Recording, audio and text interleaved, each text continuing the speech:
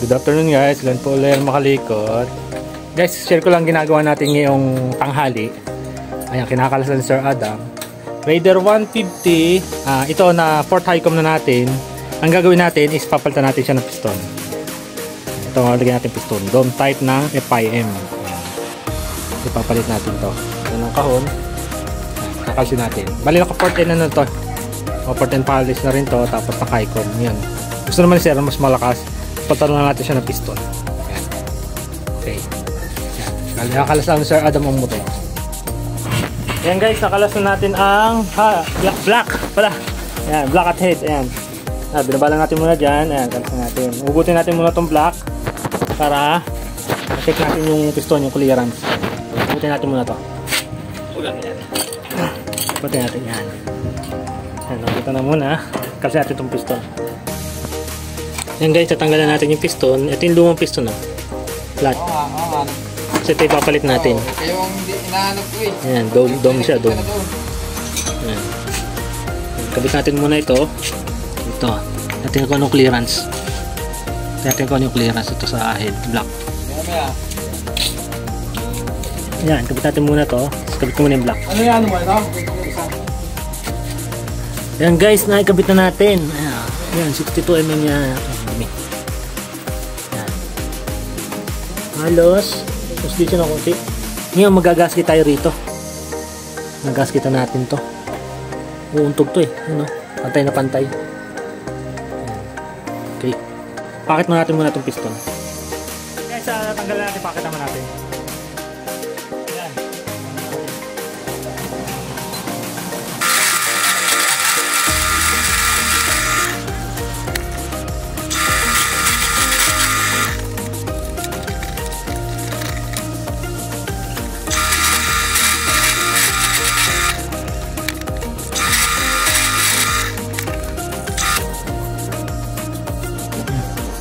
Pakita natin, dome type.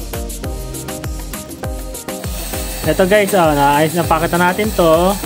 Tapos pwede natin isalpak doon. Nalinis ko na pala to. Ayan, nalinis na. Kabit ko na ron. Lagyan natin ang gasket kasi mataas to. Yung piston na to, ito. Mataas yung labi. Uuntog. Yan. Okay, kabit ko muna to doon. Ayan guys, nakabit na natin ang piston ring. Yan, nakabit na natin. Maglalagay tayo ng gasket at saka isa pang gasket uli.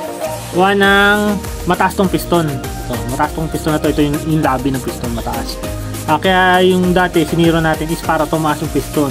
Panda kasi yung piston niya eh. Ngayon, itong piston na nakabit natin, mataas yung labi. Ito, itong side na to. Uuntog to eh. Kaya, yan, dome type naman pati yan. Kaya, mag-ano tayo para magkaroon lang siya ng clearance tong labi na to. Itong paikot na labi. Para hindi umuntog sa head. Kaya tayo maglalagay ng gasket. Yan. Okay, kabit ko muna to. Yan guys, nakabit na natin yung piston. Yan. Halos pantay na pantay siya. Tapos meron siyang isang gasket. Kalagay pa tayo sa isang gasket sa ibabaw. Kasi masyadong mataas yung piston.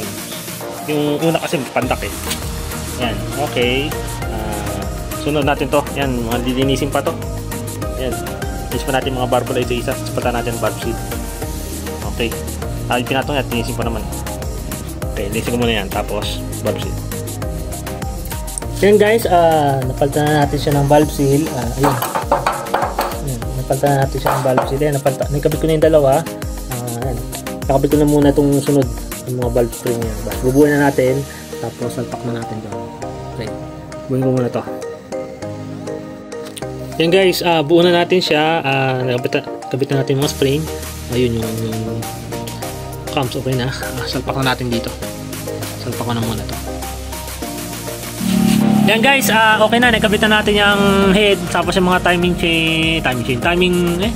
camshaft, yan, okay. Carb na ikabit na rin natin. Diretso buko na to. Ikabit ko lang yung mga oil fill, yung oil cooler, kasi yan, change oil na rin natin, i-drain ko na. Tapos ang filter, yung kabit na lang natin to. Okay. Diretso para amanda rin ko na lang. Yan guys, nabuo na natin. Ayan, nakakabit na lahat, pati mga tambucho. Yan. Ay, nasalina ko na rin pala ng langis yun. Ayan ang ating RSD. Ayan na. Pagdari na lang natin ito. Okay. Ayan guys, pagdari na natin. Yan. Yung under niya.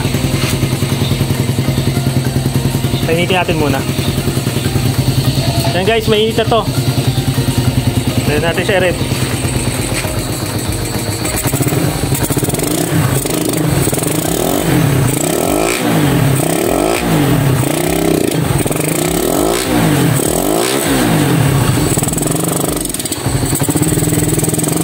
Ito na lang sa carb.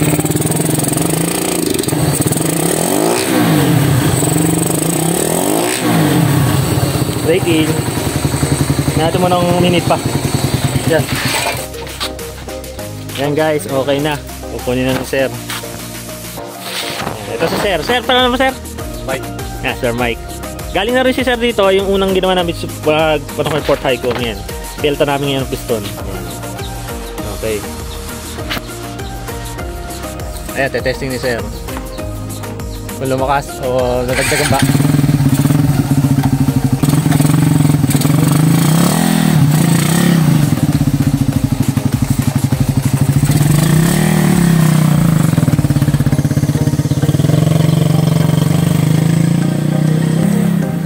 Ayan, ito na sir.